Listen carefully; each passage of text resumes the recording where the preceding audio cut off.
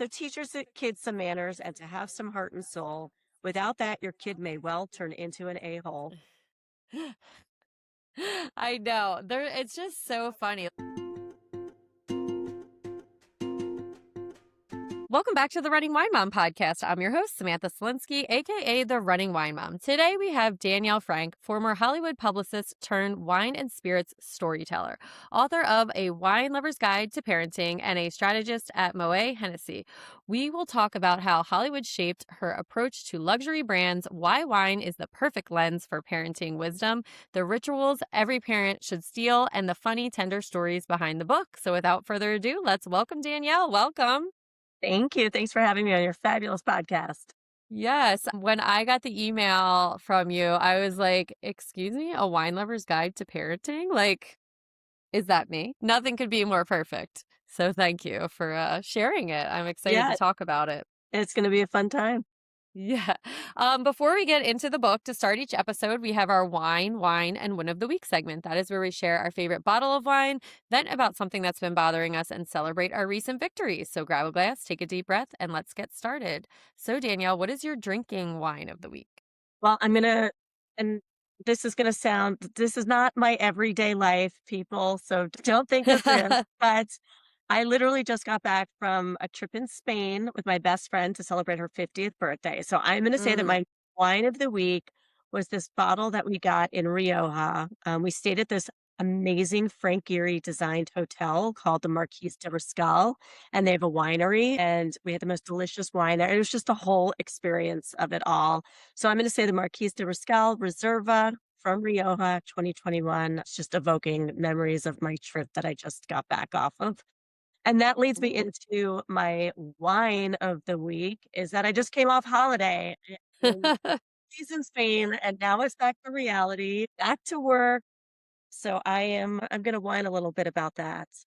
But It's perfectly fine too, because like post vacay depression, you just are like off for a couple days. You're like, what? I was just in this like beautiful place and now I'm just back to grinding on work. yeah, those vacation blues is a thing. But a win, and again, this is gonna sound like I lead like the most glamorous life, but it just so happens that it's like this is like coming after one after the other. But I just booked a trip to London because I just got invited to the Royal Ascot event.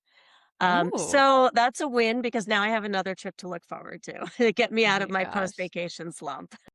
And when is that going to be? That is in June. Okay, how exciting.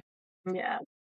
That seems super exciting. So, I always like to ask my guests, what is one significant challenge you've successfully navigated shaping your journey to where you are today? I think for me, it hasn't been just one significant challenge. I mean, my life has been sort of rooted in transformation. Uprooted my life from New York to LA. I did a major career pivot from the entertainment industry to wine industry. I had a life pivot, breaking up with my fiance because I realized that the life I thought I was going to happen, including the path to motherhood, he was not interested in. He said he wanted kids, and then he didn't want more kids. Mm. So my whole life is sort of rooted in transformation. And that's what I love being on these podcasts and talking about and shining a light on is embracing these pivots because I've learned it can really lead you onto a new path that maybe you were meant to be on all along. And I think it's so scary for so many people who are maybe like comfortable and doing well in their positions that they are to kind of go like, we'll talk about it, but going from, something you went to two totally different kind of paths, and to hear that there's happiness on both of those paths is something that I think people don't realize that that can happen. So I'm excited to talk about that with you. But before we do, we talk a little fitness. What's your favorite way to stay active? I always need to be active. I do Pilates, I do Barry's boot camp, Mm-hmm. and I do boxing. Okay. So I rotate uh, between the three. yeah, I was gonna say, which is your favorite of the three? Or you like all of them? Yeah, it's hard to say. I mean, the berries, I don't like, I'm getting old and I never liked running. So they do like predominantly lift classes. Right. I do those instead of like the half run, half lift. And as Mhm. you get older, I'm turning 52 in 2 weeks. Us ladies, we need to lift more, like for our bone Yes. density and all that. So I've been So important. enjoying the lift classes like certain days. I like back and arms. I don't like doing the legs, but yeah. So I like that. And I've really been loving my Pilates reformer classes. I love Pilates Reform so much. It's like the Yeah. hardest but best thing. And what do you think, how do you think maintaining your fitness routine aligns with your mental health? I think they go hand in hand. I mean, when I don't work out, it's really working out your body really exercises my mind. It's Mhm. just you not only do you feel good physically, but that Mhm. physical, the physicality of like working my body really works my brain, and it's like Yeah. I need it. It's like a drug. I mean, even on vacation for 2 weeks, like, I don't work out when I'm traveling on vacation. It's just I'm there on vacation, I'm not gonna pack sneakers, and I'm there to enjoy. One of the things I love, like, about Spain or Europe is, like, you walk everywhere. So for me, that's Everywhere. the same thing. It's like just moving your body. Mhm. Moving your body really moves my brain. I love that. All right, well, let's get into you. You have your book. I have it right here, A Wine Lover's Guide to Parenting. It reads like a bedtime story for the exhausted adults, which I thought was so fun. It's great. It's an awesome, clever concept, but underneath there is real perspective in it. What inspired you to write a parenting book as someone who you weren't a mom when you wrote the book? Yeah, and I'm a dog mom, so Bert, cover your ears. Didn't say I'm not a mom. No, I'm not a mom. As I said, the path to motherhood sadly didn't happen for me, but the nurturing doesn't go away. And I was a No, bonus mom to my ex's kids for many, many years. I'm an aunt to my niece and nephew, but I am Aunt Danielle to many, many of my friends' kids. I love So, that. as that unofficial auntie, I sort of get the best seat in the house, right? I get to witness the chaos, the triumphs, and the tantrums, but I get to do it with a glass of wine and no carpool duty. And I don't have Yeah, to pay for seriously. college. But, from the sidelines, I can cheer, laugh, and it gives me sort of a lighter lens to see parenthood with a Mhm. humor and compassion. And sometimes I can see, it gives me the lens to see it because sometimes when parents are so deep in it, it's hard to see just the humor in it all, and Right. I see it with fresh eyes. And, as I said, sometimes parents are a little too deep into it. And I've listened to parents trade war stories like battle hardened soldiers on the field. And sometimes when you're in the trenches, it's not as easy to see that you can turn grape juice into wine. And coupled with my years of working in the wine and spirits industry for over 22 years, it was easy for me to take a step back and see the fun parallels to it all. Yeah. And I love that because I am in the trenches with a almost 4-year-old and a 5-year-old. Sometimes you do. You have to like step back and you're like, is this really a big deal in the grand scheme of, let's just relax. And that is why I like my wine because I'm much more relaxed with that. Absolutely. And I also say, you don't need to be a parent to know good behavior in human beings, Right. right? Like all the Mm-hmm. lessons that you've seen, it's basic common, behaviors and decency, right? Teaching kids manners, teaching kid, to letting them breathe, to be worldly, to be open-minded. Like all these things are just basic human behavior. So I'm not coming at it from a place of, I'm an expert or I've studied, I'm a clinical Right. psychologist or anything like that. It's just from a place of, even though the path to motherhood didn't happen to me, for me, I'm still invested in wanting to see the next generation and the generation after Mm-hmm. that still being raised well because, we kind of need it right now. So true. Yeah. Now, in addition to being an author, you started in film publicity at Miramax and you later pivoted into wine and spirits. Tell me about, tell everyone, tell the listeners about the pivot. What scared you? What thrilled you? And what from Hollywood changed your wine career forever? Yeah. So, I started, as you said, at Miramax, and I thought I'd be in the entertainment industry forever. Mm-hmm. Something just I always wanted to do. Again, it's sort of that like life pivot thing. Like when you're younger, you think you know what you want to do. And it was great. I mean, I was in my 20s traveling the world, going to this Cannes Film Festival, Venice, Berlin, you know, uh, running around Europe as a 20 something year old living in New York City. And it was great. And then I Fun. decided to move to LA, and there were no studio jobs. So I worked for a personal PR firm, representing the talent directly. And part of me just knew that wasn't my journey, but I was ready to leave New York. I was ready to leave Miramax. So it just got me out here. And I just remember, this when I went into the company that I went to, it was also a very toxic environment. And I remember the first day I showed up, and like three of the publicists were in their office, like crying. Oh. And just personal PR is just, I don't know. It's not for me. It's no disrespect for those that do it, but I care more about my life than somebody else's life, and I don't want Right. to manage somebody else's life. And I just remember, like, in all my years at Miramax, 6 years or so, like, there was never, of course, there's days you're like, I don't feel like going to work. I'm a little hungover or whatever. Wish it was the weekend. There was never a day where I had that like pit in my stomach. And when I was working at this PR Mm, firm, in 3 months, there were days that I was like, this is the worst feeling. I don't right. want to go in the office. And that was sort of eye-opening for me. What a horrible feeling this is to have. We spend most of our time at work. What an awful feeling this is to like have that angst in your gut, in your stomach. And some of that comes with naivety. I was like 29 years old, so I didn't have responsibilities. I didn't have a house. I didn't have anything. So there was a little naivety to just quit without having another job. Mhm. And I fell into this role in wine and spirits. I thought it'd be temporary, and here I am 22 years later, Love that. even though I'm only 21. I know it's wild. But yeah, um, and then I realized that sometimes the most empowering decision is acknowledging that the job, the relationship, that's also why I felt empowered to break up with my fiance when I realized how unhappy I was in the relationship. So sometimes Mhm. acknowledging the job, relationship, or version of the life that you are clinging to is costing you peace, that was really defining for me. And, when we pause long enough to listen to those pivots can become invitations and, not endings. And it can lead us to work and to lives that certainly for me feels more aligned, honest, and fulfilling for sure. Yeah.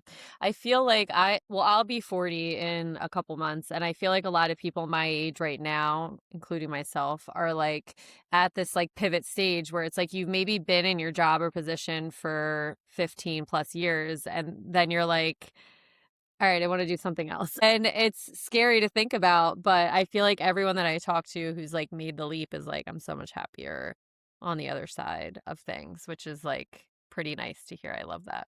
I mean, I've just always been a proponent of like, we have one life to live. Mhm. It's like, I want to do everything and anything that I possibly can within legal limits.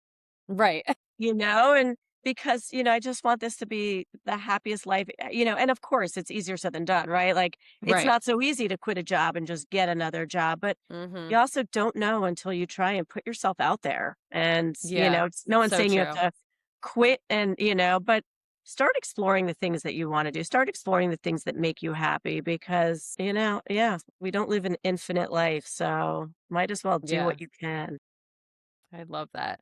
And you, speaking of living great lives, have lived inside worlds most people only see on screens. Hollywood, luxury brands, elite events. What's something about that world that would genuinely surprise a lot of the moms listening right now who are, right past bedtime or living in not the luxury world at the moment?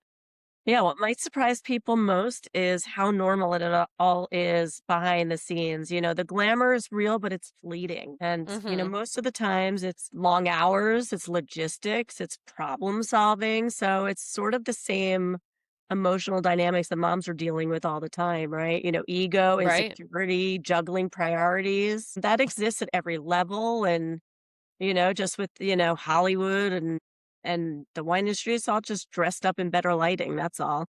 Yeah, I love that. That's a great and that does make it normalized that like your feelings at whatever you're doing right now in motherhood, people can be feeling those same feelings even though it's not the same experience in any walk of life, which is something I think we also forget as well. Yeah, it's like the world of Instagram too, right? It's like everybody posts, like, what you want 'em to see, and, that's why I mean, I know people get enamored with, like, Hollywood, and of course, it's like you see people on the big screen, but, I always say, like, they're people just like every one of us, like, Mhm. they eat like we do. They, they go to the bathroom like we do. And sometimes like, I think we get so enamored with who we think what they are and who we want them to be or a character that they played. But, Mhm. some are nice, some aren't nice. Just like people on the street, just Right. like friends and all that. They're human beings and it doesn't make them better than any one of us. That's for sure. Yeah.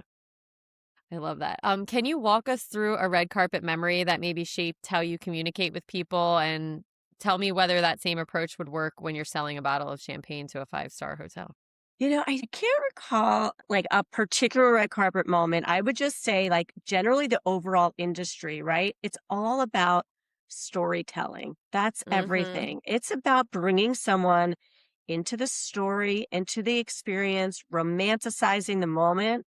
And that's what I've used, in all aspects of my life. And that's what I carried over into the wine and spirits industry. It's the same thing. I'm selling a brand, I'm selling a story, I'm selling the history, the heritage of Madame Clicquot, how she was, technically the first female entrepreneur and taking over her husband's winery when he passed, which was unheard of, and how she, transformed the wine industry, creating the first rose. All these things, it's all about creating the story and then all about Yeah. creating romanticism of like, what the wine does for you. And, even for the consumer, it doesn't have to be jarring. It's about evoking emotion. Where were you when you Mhm. first enjoyed your glass of wine or the memory you have of having your first sip of Moet and Chandon or Dom Perignon? And yeah, it's all about storytelling, which I love, translates into why I love writing as well. Yeah, I know, and as I'm like, "You are really good at storytelling," because I'm thinking Thank of you. all of these things as I'm like, "Oh my gosh, I love that that's, like, woman-based," and I can remember my first glass of, um, I love all of that, that's really cool, and I need to get better at doing that, I feel like, myself, as a side note, but, You're a great storyteller. You have this great podcast. thank you. I was thinking though, I was like, I just like talking to different people. I'm like, putting it together a lot of times, I feel like I stumble with my wording of what I actually do in this space. And I'm like, so many people can story tell so much better than I can, I feel like, when having a conversation. And, that was just kind of the perfect example. I'm like, I wish I was good at that. But No, you're great at it, and you know what? That's the beauty I love about podcasts. I've been doing so many with, like, yeah, promoting this book, and this has been my favorite, medium because, I mean, as a listener, I love podcasts because it's all organic conversation. It's right. great. It's 2 people talking. That's what I like to hear,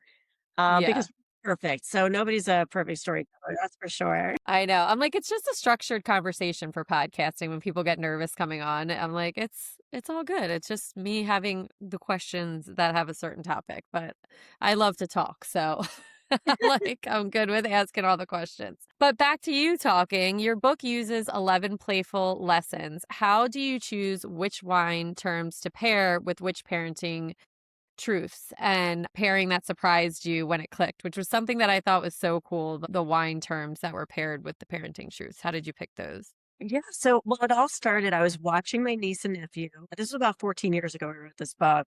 As you can Mhm. imagine, it's hard to, bring your baby to fruition.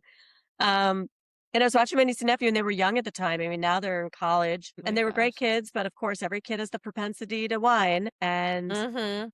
I was like, Aunt Danielle drinks wine. She doesn't listen to wine. And that's when the idea first came to me. So, and right at the same Oh time my as God, I love well, that. a book came out by Adam Manzak called Go the F to Sleep. I'm sure you're familiar with it. Yes, yes, yes. It sort of opened this window to this new genre of adult children's book. And Mhm. so I love that because I love to rhyme. And then I just sort of had the wheels started turning and I had this idea of like, oh, wouldn't it be great, especially somebody in the wine and spirits industry. I love making wine knowledge accessible and easy.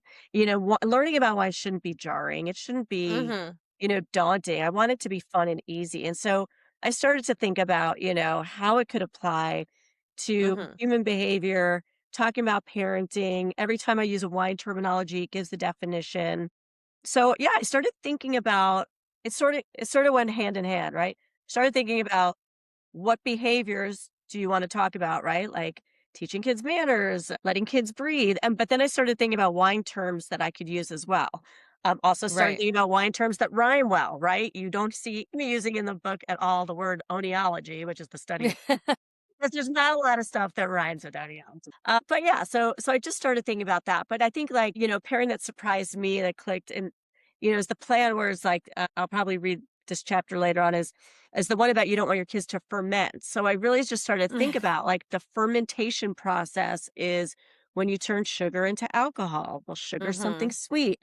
Alcohol is something, we think of as harsh and biting. So I just did sort of that play on words and, oh, that can work with like, you don't want your kids turning from something sweet into ones that are harsh and biting because they don't have manners. So, Right. I started having fun with that and with like, creative license on how we bridge those gaps. Yeah. And I love how you make it humorous and it can be a pressure valve, but when does joking about parenting and drinking kind of risk trivializing the real struggles? Like how did you keep the tone respectful while staying funny? I think humor works when it is a release, when it releases pressure, not when it Mhm. dismisses it. I think the line is whether the humor makes someone feel seen. And that's always been my goal, right? Mhm. As I said, the auntie and the bonus mom, I want those around me to be seen because I am invested in those kids' lives that I'm involved with. I'm invested in their well-being as well. So, Mhm. this sort of was my homage to them and then to everybody else that to tell parents, I see you, I applaud you. Parenting is already heavy, so the goal isn't to trivialize it. It's to give people sort of a moment to exhale inside of it and just have a little levity with it. Yes, we all could use some humor in our life. So I do. Absolutely. It was like I was cracking up at the word. I was like, wow, I never thought of it this way or that way. And I'll have you read a little bit of it in a bit. But so one thing that I love researching my guests that are coming on and something that I just like was like, oh my gosh, she worked at the Moët Hennessy. It sounds like such a dream. But what does the actual day to day look like for you? Yeah, no, it is. I still work there. I'm coming on 12 years with them. It is a dream. I feel so lucky. Like I was with Bacardi USA for 10 years. I've been with coming celebrating my 12-year anniversary next month with Moët Hennessy. So blessed to work for a fantastic company representing great brands. But yes, I've had people ask me like, when I was at Bacardi, do you drink Bacardi or Grey Goose all day? Or, do you drink Yeah. wine all day now or champagne? No, we don't. It's a job like anything else. I wish I was getting paid just to sit around and drink some Yeah. but no, I oversee our resort sub channel. So I work with all the hotels at the corporate level. So Four Seasons Okay. corporate, Marriott corporate, Hyatt, Hilton, etc. So yeah, it's a lot of, these days, on Zoom calls, doing presentations, presenting in person to RFPs, business review, forecasting. Yeah. So a lot of the regular office stuff that is required for a day job. Less drinking, more PowerPoints and Zooming. Well, but you still get the nice, maybe bubbly every once in a while, I'm sure, Yes, yes. which is awesome. I know it's such a it's when I had my kids, of course I got a bottle of Moet, like that was for both of them. It's such a celebratory brand, I feel like, really well known for that, which I just love that. So, that's really cool that you've been with them for so long and that it's nice to hear that like it's with good people that are working there, which is cool. It's a great company. I'm very fortunate. Really, really happy there. Yeah. So how does brand storytelling for champagne or cognac kind of compare to telling a story of a family or a child's messy afternoon? If you think about it, I mean, at the core, it's actually the same job, right? Whether you're Mhm. telling the story of a champagne house or a chaotic afternoon with a toddler, as I said, storytelling is about evoking emotion. So you're shaping emotion, you're shaping memory, you're shaping Right. meaning. I mean, I think the difference is, luxury brands, right? We edit for perfection. Fam Family life, though, it's more meaningful because it's unedited. All those unedited moments, and that's what it's all about. But at the core, it's about, shaping the emotion and the story for sure. And for the moms listening who maybe feel like wine is their only break, what's your take on that culture? Do you think it's healthy, misunderstood? Do you think it's somewhere in between? I mean, I certainly think it's healthy. I think somewhere in between. I think it's Mhm. understandable, right? Moms are carrying a huge mental and emotional load, and they're looking for a moment to decompress. But obviously, it can't be the whole toolkit.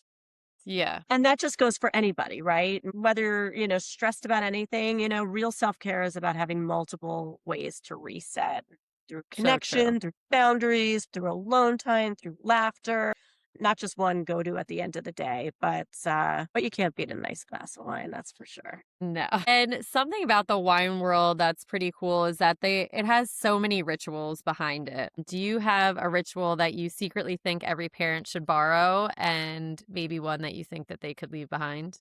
Well, I think borrowing, not just every parent can use. I think even I apply this in my daily life, right? When like somebody sends a text I don't like or Mhm. an email and I'm about to fire something off, all about keeping the pause, the moment Mm, before you take that first step, right? Where you actually stop, you may breathe the wine. Parents rarely give themselves that pause. So I mhm. think just giving yourself that pause is certainly a ritual worth holding on to. I think what I'd leave behind is all the rules, right? I mean, take a So wine many. and we say in wine too, like, oh, it's supposed to be this glass or the right way or the quote unquote proper way to do it. Mhm. You know what? Do what makes you feel good. There's enough pressure without turning relaxation into another thing to get right. Even when I go to dinner with my friends and, because I work in the wine industry, they hand me the wine list. I'm like, no, I'm not in, I mean, yes, I work in the wine industry, but it's all subjective. What I like, you may Yeah. not like. There's not one wrong wine. Like, I may like a heavy Cabernet and you may want a Mhm. lighter one with like, it's all what works for you. We all have different palates. We all, like I said, it evokes certain emotions and memories and, we all enjoy different things. So throw Yeah. out the rule book. And I just I've been up in New York City a lot the last couple of months, and one of the events that I went to was this app it's called Vino Perte, and it's so funny that you're talking about, the wine list, and everybody has different stuff, and basically it's this app you download, and everybody you would put in what you like, I would put in what I like, and I can scan it, and like it would analyze which wine that I personally would like to get a glass of wine of or a bottle of. And then like, it would do a different one for you if you liked cab and I liked, Pinot Noir. And it's really cool. I've been using it a lot, especially to buy bottles. I was like, I did not think I was gonna like this as much as I Yeah, did, but it that's fantastic. Does it like if you put in like something you like, does it make other recommendations of like if you like this, you'll might like this? yeah. Yeah, So it's once great. you start using it, it starts to like know who like know about you and like you'll put like yes, I liked this wine, no, I didn't, and you can even filter it to like pricing for like under $20 or like $30 to $50. It's really cool. Yeah. It's really Yeah, say cool. what you will, but I is an incredible thing for things like My this gosh. too, like just understanding you and helping like it's remarkable. There's some great applications with it and that's I mean that's fantastic Yeah. and it makes it approachable and it makes it fun and that's what it should be. Yeah, and and that's what the creator of it was like, I didn't know anything about wine and I was in like Italy in this beautiful little place and I just had no idea if I was going to order a good or bad. Like I wanted a good glass of wine, but I didn't know which one to order. Although And so I made this app. In Europe, I swear you can't get a bad glass of wine. It's like I and know, it's yeah. like $5. It's like cheaper than Oh getting a soda and it's like all my gosh. fantastic. Like anywhere in I France know. or Italy. Oh my God. I just It's want to move awesome. there. I hear you. I know. And then meanwhile, I was like, happy hour, $15 for a glass in New York City the other Yes. day. I'm like, okay. So if a child's tantrum were a wine fault, what would it be? And what's the best fix you found, parenting or wine, for getting past it?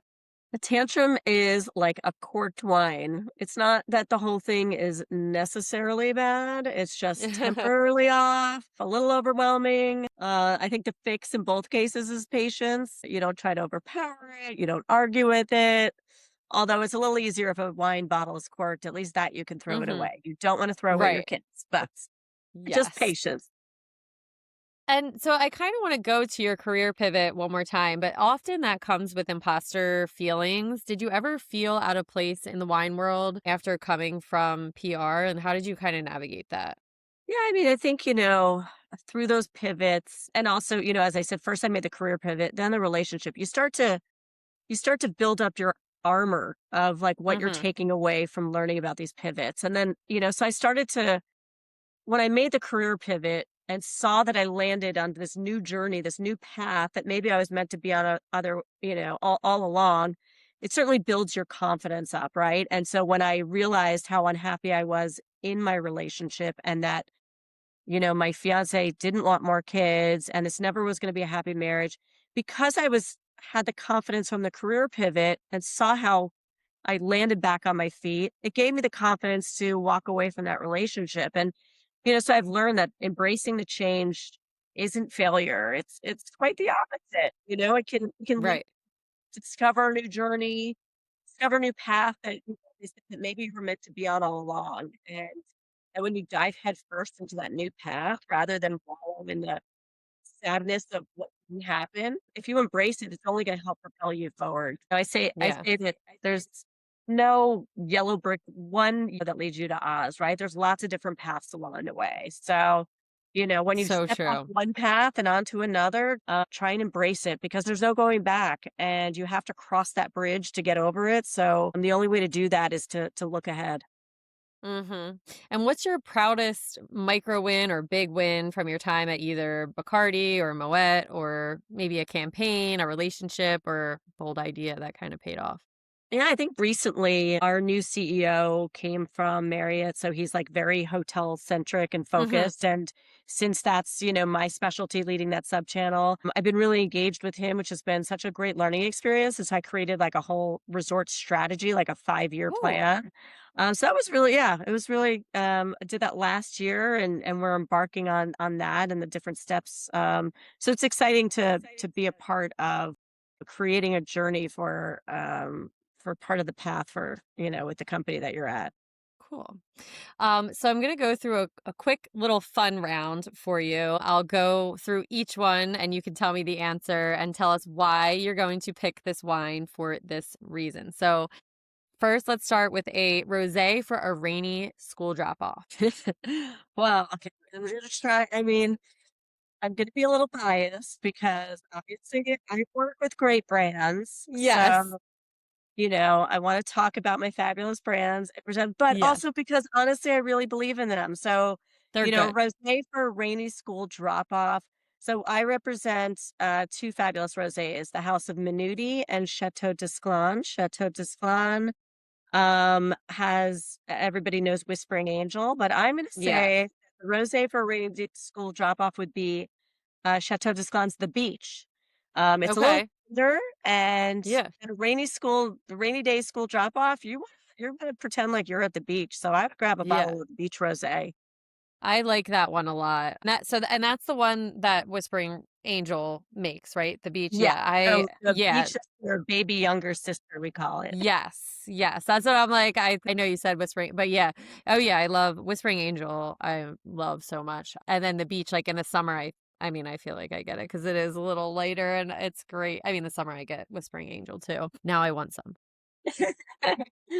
How about a bold red for teenage negotiations? Yeah, I mean, I think any red is, especially in those teenage years, a deep Mm-hmm. bold Cabernet Mm-hmm. for sure. I would say we represent Joseph Phelps. They have a beautiful Mm, Joseph Phelps Cabernet. But yeah, a nice, rich, bold Cabernet is ripe for that moment for sure. yeah. And how about a champagne for a surprise homework free afternoon? Well, you said it before about Moet. I mean, we are known, Moet is the brand of celebration. It is. Certainly, and champagne, I say, doesn't need to be for celebration, but Yeah. champagne is bubbles and sunshine in a bottle. It could brighten your day even on a bad day, but certainly Moet and Chandon, the house of celebration for a homework free day for sure. Those are perfect. And now I need some bubbles as well. I'll do them all. But so can you share with us your favorite chapter or passage from your book? Because I just feel as though, like I said, I was laughing at this when not at, I was just laughing through it, reading it. It was just so fun. And I loved the way that it's set up. And I think everybody needs to hear Thank you. So, well, choosing your favorite chapter is like choosing your favorite child. it. But I will read I love the chapter you don't want your kids to ferment. As I mentioned Yes. before, fermentation is when you turn sugar into alcohol. Yes. So you sugar something sweet, alcohol is harsh and biting. You don't want your kid turning from sweet to harsh and biting because they don't have manners. Okay, so and for the listeners, every time I use wine terminology, it gives the definition at the bottom. So, manners, manners, manners are the key to it all. These lessons need to start even when they're small. Teach them this from day one before they start to crawl. You don't want your kid to be the sour grape in the bunch and turn into a spoiled brat that kids want to punch.